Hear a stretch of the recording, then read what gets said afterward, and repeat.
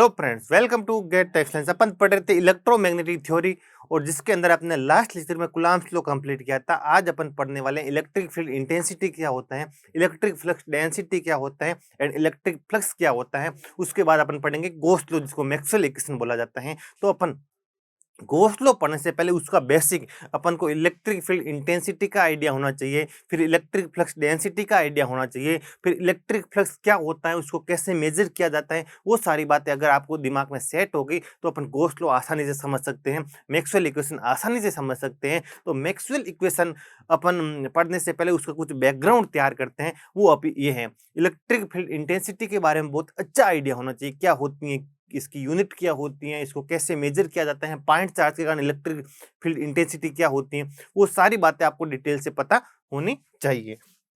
तो आज आप हेडिंग डालो इलेक्ट्रिक फील्ड इंटेंसिटी। अपन बात कर रहे हैं इलेक्ट्रिक फील्ड इंटेंसिटी की। ये एक क्या होती है, वेक्टर क्वांटिटी होती है। सबसे पहले तो मेन चीज यानी इलेक्ट्रिक फील्ड की इंटेंसिटी क्या होती है। इलेक्ट्रिक फील्ड इंटेंसिटी क्या होती है, इलेक्ट्रिक फील्ड के स्ट्रेंथ को मेजर करने की एक वेक्टर क्वांटिटी होती है। आप ऐसे भी इसको सोच सकते हो कि इलेक्ट्रिक फील्ड है, मान लो मैंने बताया था कि स्टैटिक इलेक्ट्रिक फील्ड कौन जनरेट करेगा, एक रुका हुआ चार्ज। मान लो कहीं रुका हुआ चार्ज पड़ा है, उसका इलेक्ट्रिक फील्ड इधर भी आ रहा है, तो उसकी स्ट्रेंथ को मेजर करने का एक तरीका होता है इलेक्ट्रिक फील्ड इंटेंसिटी। तो आपको पूछे इलेक्ट्रिक फील्ड इंटेंसिटी क्या होती है, तो आपको बोलना है इलेक्ट्रिक फील्ड के स्ट्रेंथ को मेजर करने की एक वेक्टर क्वांटिटी है, जिसको इलेक्ट्रिक फील्ड इंटेंसिटी बोला जाता है। ये एक वेक्टर क्वांटिटी होती है और इसकी यूनिट की बात करता हूं तो इसकी यूनिट होती है वोल्ट पर मीटर, या फिर इसकी यूनिट होती है न्यूटन पर कूलम होती है। ये इसकी यूनिट होती है। तो इलेक्ट्रिक फील्ड इंटेंसिटी क्या होती है, यानी किसी भी इलेक्ट्रिक फील्ड के स्ट्रेंथ को मेजर करने की एक वेक्टर क्वांटिटी होती है। इसकी यूनिट वोल्ट पर मीटर या फिर न्यूटन पर कूलम होता है। और मैंने बताया था एक स्टैटिक इलेक्ट्रिक फील्ड कौन जनरेट करता है, एक रुका हुआ चार्ज हमेशा एक स्टैटिक इलेक्ट्रिक फील्ड जनरेट करता है अपने चारों ओर। अपने चारों ओर क्या करता है, एक रुका हुआ चार्ज अपने चारों ओर एक इलेक्ट्रिक फील्ड जनरेट करता है, और जिसके अंदर कोई चार्ज बॉडी आ जाएगी ना, वो एक फोर्स महसूस करेगी। तो उसी फील्ड को अपन बोलते हैं इलेक्ट्रिक फील्ड। मान लो कहीं पर रुका हुआ चार्ज पड़ा है और उसकी इलेक्ट्रिक फील्ड मान लो इधर भी आ रही है, क्या आ रही है, मैं इस इलेक्ट्रिक फील्ड के सोर्स में मेरा इंटरेस्ट नहीं है। मान लो कहीं पे एक रुका हुआ चार्ज पड़ा है और जिसकी फील्ड इधर आ रही है, मेरा ये जो रीजन ऑफ इंटरेस्ट ये है, और इसके सोर्स के बारे में मैं अभी तक इग्नोर कर रहा हूं, सोर्स का मेरे को इंटरेस्ट नहीं है। मान लो कहीं रुका हुआ चार्ज है और उसका इलेक्ट्रिक फील्ड इधर आ रहा है, मेरे को कैसे पता चले इलेक्ट्रिक फील्ड इधर आ रहा है या नहीं आ रहा है। मैं अगर इस फील्ड के अंदर, इस रीजन के अंदर किसी पॉइंट पी पे अगर कोई एक पॉइंट चार्ज क्यों रखता हूं ना, तो ये फोर्स महसूस करेगा। क्या महसूस करेगा, ये फोर्स महसूस करेगा। तो मेरे को पता चल जाएगा यहाँ इलेक्ट्रिक फील्ड मौजूद है। आई होप यहां तक आपको समझ में आ गया होगा। मतलब ये जो फील्ड है, इसका जो सोर्स है उसके बारे में मेरे को इंटरेस्ट नहीं है। मान लो कहीं इसका सोर्स रखा हुआ है, उसकी फील्ड यहाँ पर भी आ रही है, यहाँ पर आ रही है या नहीं, वो मेरे को कैसे पता चलेगा। यहाँ अगर मैं कोई पॉइंट चार्ज रखूंगा, उसके ऊपर फोर्स महसूस करेगा वो, तो मेरे को पता चल जाएगा कि यहाँ पर भी इलेक्ट्रिक फील्ड मौजूद है। अगर मैं पॉइंट चार्ज रखूंगा, उसके ऊपर कोई फोर्स नहीं लगेगा, तो मैं ये कह दूंगा यहाँ पर इलेक्ट्रिक फील्ड मौजूद नहीं है। तो मान लो कोई एक कहीं पर इसका इलेक्ट्रिक फील्ड कहीं रुका हुआ चार्ज पड़ा है और जिसका इलेक्ट्रिक फील्ड इधर आ रहा है, और इस इलेक्ट्रिक फील्ड इस रीजन के अंदर मैं अगर किसी पॉइंट पी पे एक पॉइंट चार्ज रखता हूं क्यू, तो ये क्यू एक क्या करेगा, फोर्स महसूस करेगा। मैंने बताया था इलेक्ट्रिक फील्ड जनरेट भी एक रुका हुआ चार्ज करता है और उसको महसूस भी एक चार्ज बॉडी ही करती है। अगर मैं यहाँ एक ऐसी बॉडी लाके रख देता हूं जिसपे नेट चार्ज जीरो है, तो वो कोई फोर्स महसूस नहीं करेगी। इलेक्ट्रिक फील्ड को महसूस भी एक चार्ज बॉडी ही कर सकती है। तो यहाँ मैंने एक चार्ज क्यू रखा, तो इसके ऊपर फोर्स लगेगा, बिल्कुल फोर्स लगेगा। तो देखो, फोर्स एक वेक्टर क्वांटिटी होती है। मान लो इसके ऊपर फोर्स लगा एफ वेक्टर, क्या लगा, एफ वेक्टर, इसके ऊपर फोर्स लगा।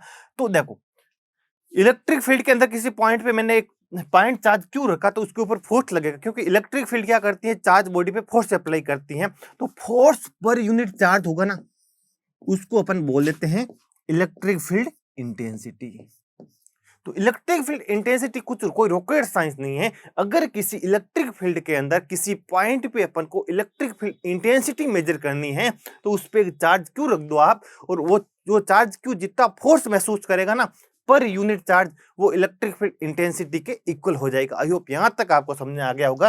और इधर से अगर मैं इसकी यूनिट देखूंगा ना, तो देखो फोर्स की यूनिट क्या हो जाएगी, न्यूटन, और चार्ज की यूनिट हो जाएगी कूलाम। तो इसकी यूनिट न्यूटन पर कूलाम भी होती है। वोल्ट पर मीटर कब होती है वो आगे जाके बात करेंगे, जब अपन इलेक्ट्रिक पोटेंशियल की बात करेंगे तब अपन को पता चलेगा इसकी यूनिट वोल्ट पर मीटर भी होती है। आई होप यहां तक आपको समझ आ गया होगा कि इलेक्ट्रिक फील्ड इंटेंसिटी क्या होती है। तो आपको बोलना कि यानी अगर किसी रुका हुए चार्ज के कारण किसी रीजन में इलेक्ट्रिक फील्ड अगर मौजूद है, तो किसी पॉइंट पे अपन को उस इलेक्ट्रिक फील्ड की स्ट्रेंथ को मेजर करना है। क्या क्या है यहाँ पर इस इलेक्ट्रिक फील्ड की स्ट्रेंथ कैसी है, इलेक्ट्रिक फील्ड की स्ट्रेंथ को मेजर करने का एक वेक्टर क्वांटिटी होती है, एक वेक्टर मेथड होता है, उसको बोला जाता है इलेक्ट्रिक फील्ड इंटेंसिटी।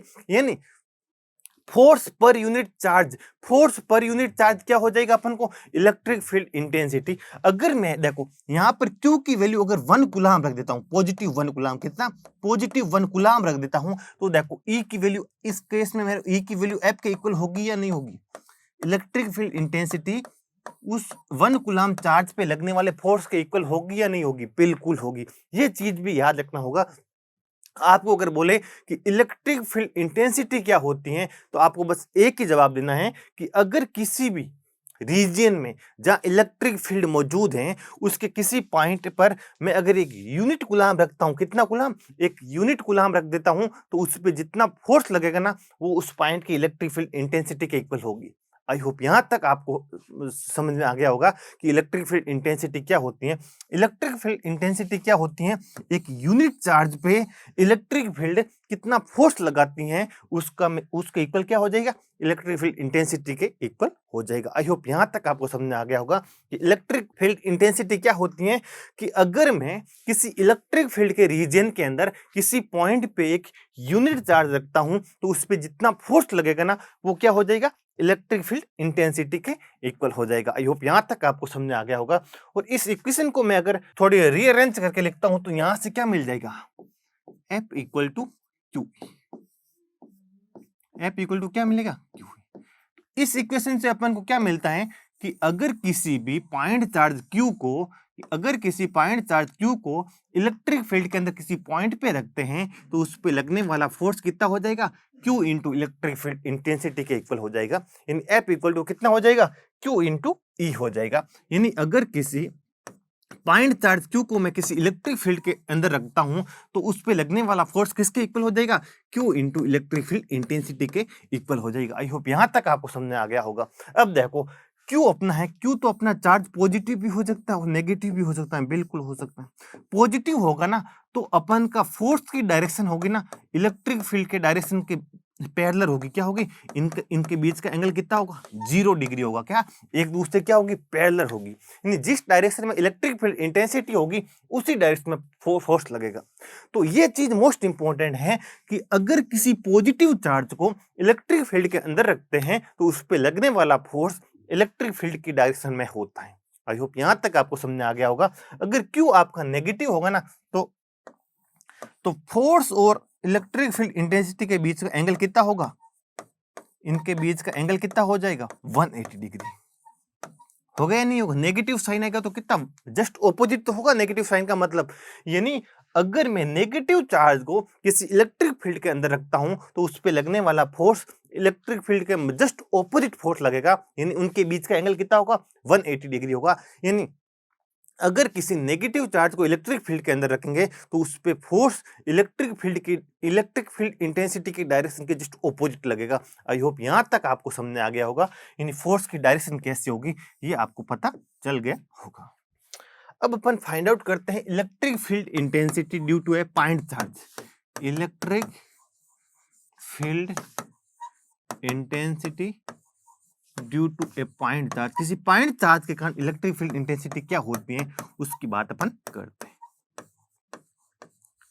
तो आपको पता है इलेक्ट्रिक फील्ड इंटेंसिटी होता क्या है, बिल्कुल आपको पता है कि अगर किसी इलेक्ट्रिक फील्ड रीजन के अंदर मैं एक 1 कूलाम का पॉजिटिव 1 कूलाम का पॉइंट चार्ज रख देता हूं, तो उस पर जितना फोर्स लगेगा ना, वो क्या हो जाएगी, उस पॉइंट की इलेक्ट्रिक फील्ड इंटेंसिटी हो जाएगी। ये तो आपको पता है इसकी डेफिनेशन से। मान लो कोई एक पॉइंट चार्ज रखा हुआ है Q, ओरिजिन पे रखा हुआ है क्या, एक पॉइंट चार्ज रखा हुआ है क्यू रखा हुआ है, और इससे आर डिस्टेंस पे अगर मान लो किसी पॉइंट पी पे मेरे को electric field intensity find out करनी है, electric field intensity find out करनी है इस पॉइंट चार्ज क्यू से आर डिस्टेंस पे, कितने डिस्टेंस पे, आर डिस्टेंस पे किसी पॉइंट पी पे मेरे को electric field intensity find out करनी है। तो आप कुछ मत करो, यहां पर एक पॉजिटिव 1 कूलम चार्ज रख दो, कितना, यहां पर एक पॉजिटिव 1 कूलम चार्ज रख दो, और इस पे जितना फोर्स लगेगा ना वो इलेक्ट्रिक फील्ड इंटेंसिटी के इक्वल हो जाएगा। ये तो होता, अगर मान लो ये कोई पॉइंट चार्ज है, यहाँ रुका हुआ है, यहाँ पर रखा हुआ है, तो ये अपने चारों ओर एक इलेक्ट्रिक फील्ड जनरेट करेगा, बिल्कुल करेगा। इसके इलेक्ट्रिक फील्ड के अंदर किसी पॉइंट पी पे मेरे को इलेक्ट्रिक फील्ड इंटेंसिटी मेजर करनी है, बिल्कुल करनी है।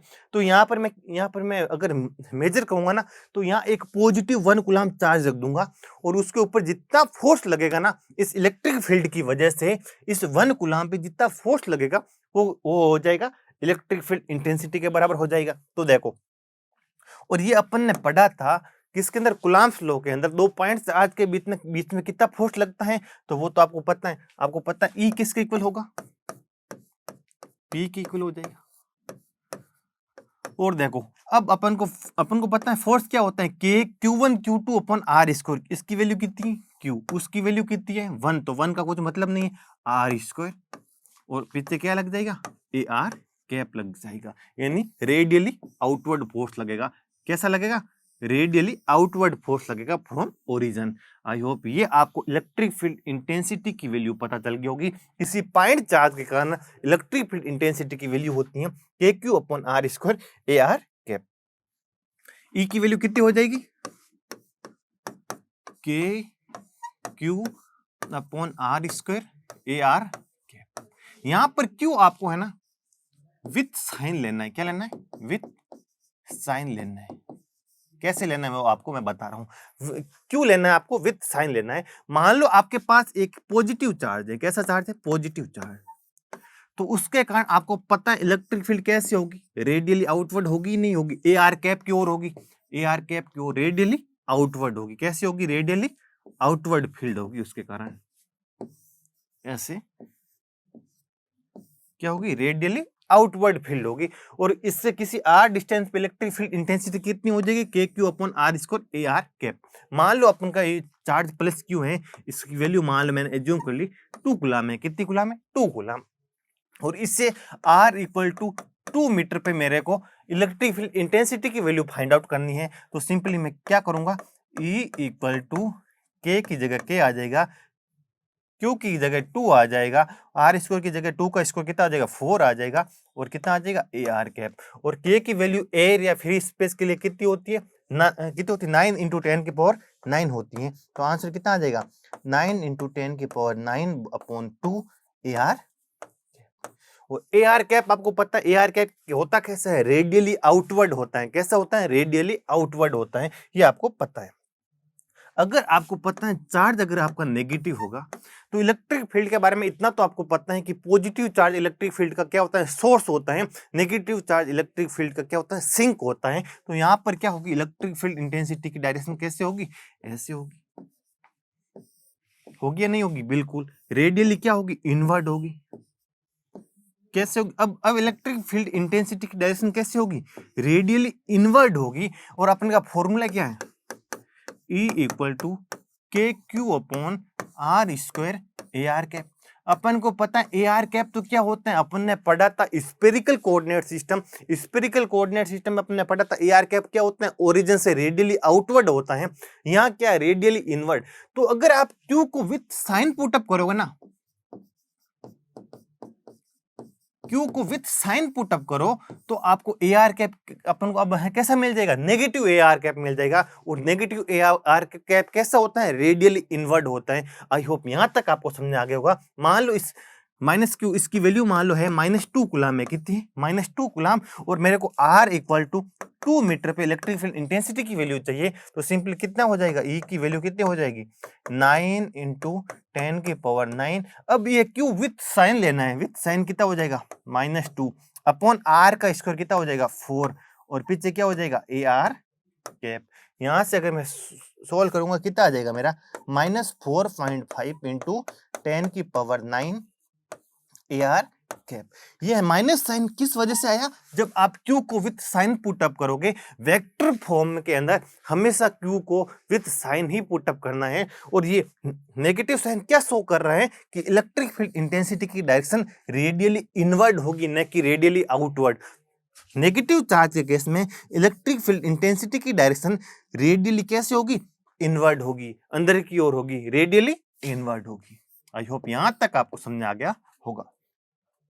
अब देखो, अगर आपको एक यूनिफॉर्म फील्ड को अगर आपको रिप्रेजेंट करना है तो यूनिफॉर्म फील्ड हमेशा कैसे होगी, पैरेलल लाइन के फॉर्म में होगी। कैसे होगी, ऐसी फील्ड होगी ना, इसको अपन यूनिफॉर्म वेक्टर फील्ड बोलते हैं। क्या बोलते हैं, एक यूनिफॉर्म वेक्टर फील्ड को हमेशा ऐसे शो किया जाता है। मान लो कुछ भी मैंने मान लिया यूनिफॉर्म वेक्टर फील्ड, मान लो ऐसे मान लिया 2ax कैप। क्या 2ax कैप, ये कैसी फील्ड है, यूनिफॉर्म फील्ड है। तो यूनिफॉर्म वेक्टर फील्ड को अपन कैसे रिप्रेजेंट करते हैं, पैरेलल लाइंस में रिप्रेजेंट करते हैं। अब मेरे को बताओ, ये मान लो कुछ ऐसी फील्ड है जिसके अंदर एक पॉइंट मान लो ए है, एक पॉइंट बी है। क्या, एक पॉइंट ए है और एक पॉइंट बी है। तो मेरे को बताओ इलेक्ट्रिक फील्ड इंटेंसिटी का मैग्नीट्यूड कहाँ पे ज्यादा होगा, ए पे ज्यादा होगा या बी पे। तो आप कहोगे इलेक्ट्रिक फील्ड इंटेंसिटी का मैग्नीट्यूड ए पे हमेशा क्या होगा, बी से ज्यादा होगा। क्यों होगा, अगर आपकी फील्ड लाइंस जहां पर पास पास है ना, वहां पर इलेक्ट्रिक फील्ड इंटेंसिटी क्या होगी, ज्यादा होगी। और जहां दूर दूर होगी ना, वहां इलेक्ट्रिक फील्ड इंटेंसिटी इसके कंपेयर में क्या होगी, कम होगी। आई होप यहां तक आपको समझ में आ गया होगा। इलेक्ट्रिक फील्ड को रिप्रेजेंट करने का तरीका, वहां पर इलेक्ट्रिक फील्ड लाइंस यूज करते हैं। इलेक्ट्रिक फील्ड लाइंस को पढ़ना आना चाहिए। आपको ए पॉइंट दे दे, एक पॉइंट दे दे, बी दे दे और पूछे इलेक्ट्रिक फील्ड इंटेंसिटी कहाँ ज्यादा होगी, तो ए पे ज्यादा होगी, क्योंकि ए पे लाइन क्लोज क्लोज है, क्लोज में है, यहाँ पर दूर दूर है, तो यहाँ कम होगी, यहाँ ज्यादा होगी। आई होप यहां तक आपको समझ आ गया होगा। वैसे तो जब पिछले बार अपने सिलेबस में इलेक्ट्रोस्टैटिक था तो बहुत अच्छे से पढ़ाने का मजा आता था। अब यहाँ पर अपन है ना, वो डाइपोल भी बहुत अच्छे से पढ़ते थे, इलेक्ट्रिक डाइपोल वगैरह, कैपेसिटर भी बहुत डिटेल से पढ़ते थे, इलेक्ट्रिक पोटेंशियल भी बहुत डीप से लेते थे, पॉइजन इक्वेशन पढ़ते थे, लाप्लास इक्वेशन पढ़ते थे, बहुत ही डिटेल, बहुत ही अच्छा सिलेबस था। तो अब अपने सिलेबस से इलेक्ट्रोस्टैटिक हट के हैं तो मैं बहुत ही लिमिटेड थ्योरी पढ़ा रहा हूँ, क्योंकि ये थ्योरी अपनी काम की नहीं है, अपनी काम का ओनली मैक्सवेल इक्वेशन है। वरना मैं अभी इलेक्ट्रिक फील्ड लाइंस की प्रॉपर्टी पढ़ाता।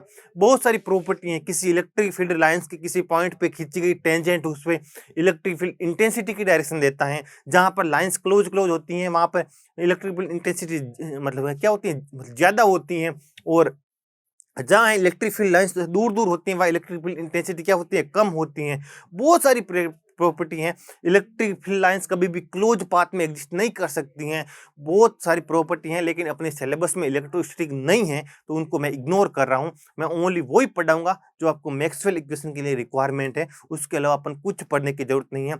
अपने न तो इलेक्ट्रोस्टैटिक सिलेबस में है, न मैग्नेटोस्टैटिक सिलेबस में। जो भी मैक्सवेल इक्वेशन का बेसिक जो यूज होगा ओनली वही पढ़ा रहा हूं मैं आपको।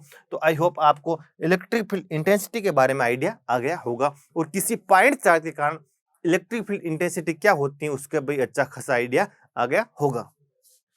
अब अपन बात करते हैं इलेक्ट्रिक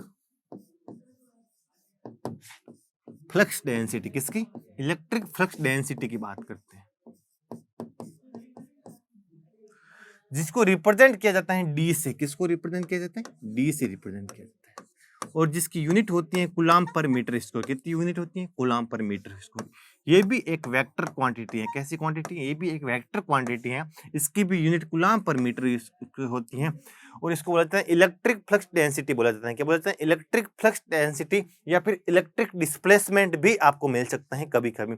इलेक्ट्रिक फ्लक्स डेंसिटी बोलो चाहे इलेक्ट्रिक डिस्प्लेसमेंट बोलो, बोथ आर सेम थिंग। तो इलेक्ट्रिक फ्लक्स डेंसिटी क्या होती है, ये एक वेक्टर क्वांटिटी होती है जिसकी यूनिट कूलाम पर मीटर स्क्वायर होती है। आई होप यहां तक आपको आइडिया आ गया होगा।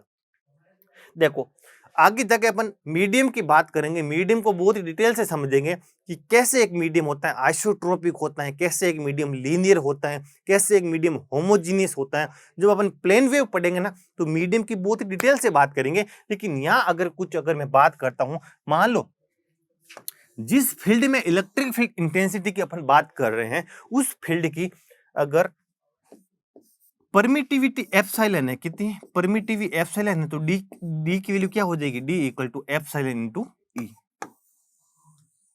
ये आपको ध्यान रखना है।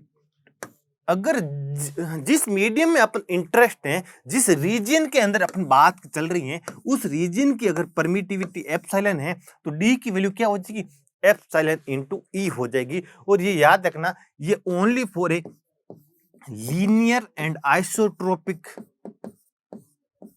आइसोट्रोपिक मीडियम के लिए ही एप्लीकेबल है। कैसा, लीनियर एंड आइसोट्रोपिक मीडियम होगा ना, उस टाइम ही मेरा इलेक्ट्रिक फील्ड इंटेंसिटी की वैल्यू इलेक्ट्रिक फील्ड इंटेंसिटी के मल्टीपल में एप्सिलॉन आ जाएगा। और अपन फर्स्ट चैप्टर के अंदर जो भी बात करेंगे ना, या ईएमटी, पूरी ईएमटी के अंदर जितनी भी बात करेंगे, तो अपन लीनियर एंड आइसोट्रोपिक मीडियम की ही बात करेंगे। तो डी ऑलवेज किसके इक्वल हो जाएगा, एप्सिलॉन ई के इक्वल हो जाएगा। और आपको पूछेगा डी एप्सिलॉन ई के इक्वल कब होता है, जब आपका मीडियम कैसा हो, लीनियर हो और आइसोट्रोपिक हो। लीनियर का क्या मतलब होता है, आइसोट्रोपिक का क्या मतलब होता है, जब अपन सेकंड चैप्टर पढ़ेंगे ना, प्लेन वेव प्रोपगेशन, तो उस टाइम अपन इनकी बात बहुत अच्छे से करेंगे। लीनियर कब होगा, नॉन लीनियर कब होगा, आइसोट्रोपिक कब होगा, सारी बहुत यहाँ पर डिटेल से बात करने वाले हैं। अब देखो एप्सिलॉन की वैल्यू क्या होती है, epsilon R into epsilon naught होती है। एप्सिलॉन आर को बोला जाता है रिलेटिव परमिटिविटी बोला जाता है। क्या बोलता है, रिलेटिव परमिटिविटी, या इसको बोला जाता है dielectric constant. Epsilon R को या तो बोला जाएगा, या बोला जाता है डाई इलेक्ट्रिक कॉन्स्टेंट बोला जाता है, या फिर बोला जाता है relative permeability, sorry relative permittivity बोला जाता है। क्या बोलता है, रिलेटिव परमिटिविटी, या फिर इसको बोला जाता है डाई इलेक्ट्रिक कॉन्स्टेंट बोला जाता है, या फिर डाई इलेक्ट्रिक कॉन्स्टेंट बोला जाता है।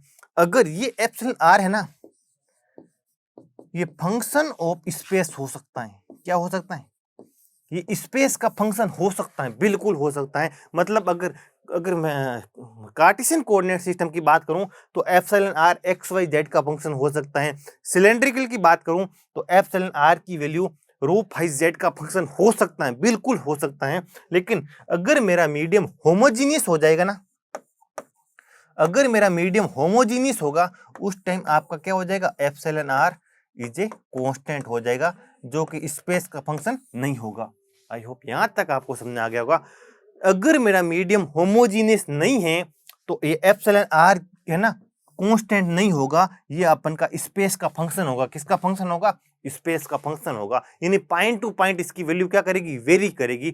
लेकिन जब मेरा मीडियम होमोजीनियस हो जाएगा, उस टाइम एप्सिलॉन आर क्या हो जाएगा, एक कांस्टेंट हो जाएगा। जब कोई मीडियम तीनों प्रॉपर्टी को फॉलो करता है, लीनियर भी होता है, आइसोट्रोपिक भी होता है, होमोजीनियस भी होता है, उस मीडियम को बोला जाता है सिंपल मीडियम। क्या बोला जाता है, सिंपल मीडियम बोला जाता है। एक सिंपल मीडियम मतलब लीनियर, आइसोट्रोपिक प्लस होमोजीनियस। वो अपन आगे जाके बहुत डिटेल बात करेंगे। और फर्स्ट चैप्टर में, पूरे फर्स्ट चैप्टर में मैं एक सिंपल मीडियम को ही लेके चलूंगा। इन एक ऐसा मीडियम जो लीनियर है, आइसोट्रोपिक है, होमोजीनियस है। लीनियर और आइसोट्रोपिक का मतलब होमोजीनियस हो चाहे मत हो, लीनियर एंड आइसोट्रोपिक है, तो मैं लिख सकता हूँ डी इक्वल टू एप्सिलॉन ई के इक्वल लिख सकता हूँ। और अगर मेरा मीडियम होमोजीनियस हो जाएगा, तो ये एप्सिलॉन आर है रिलेटिव परमिटिविटी, या फिर इसको बोला जाता है डाई इलेक्ट्रिक कांस्टेंट, ये क्या हो जाएगा, कांस्टेंट हो जाएगा in the case of homogeneous medium. ये कांस्टेंट हो जाएगा, तो ये तो क्या कांस्टेंट है, ये तो क्या एरिया फ्री स्पेस की परमिटिविटी है, तो एप्सिलॉन भी क्या हो जाएगा, कांस्टेंट हो जाएगा। और उस केस में अगर मेरा medium linear, isotropic and homogeneous है, तो उस केस में एप्सिलॉन क्या हो जाएगा, एक कांस्टेंट हो जाएगा। क्या हो जाएगा, एक कांस्टेंट हो जाएगा। आई होप यहां तक आपको पता चल गया होगा कि इलेक्ट्रिक फ्लक्स डेंसिटी क्या होता है। तो आई होप आपको इलेक्ट्रिक फील्ड इंटेंसिटी का अच्छा खासा आइडिया आ गया होगा, इलेक्ट्रिक फ्लक्स डेंसिटी के बारे में भी अच्छा खासा आइडिया आ गया होगा। तो अगले लेक्चर में अपन पढ़ेंगे इलेक्ट्रिक फ्लक्स क्या होता है, गॉस लॉ क्या होता है, उसकी बड़ी डिटेल से बात करने वाले हैं। तो इस लेक्चर के लिए इतना ही। तो थैंक यू सो मच।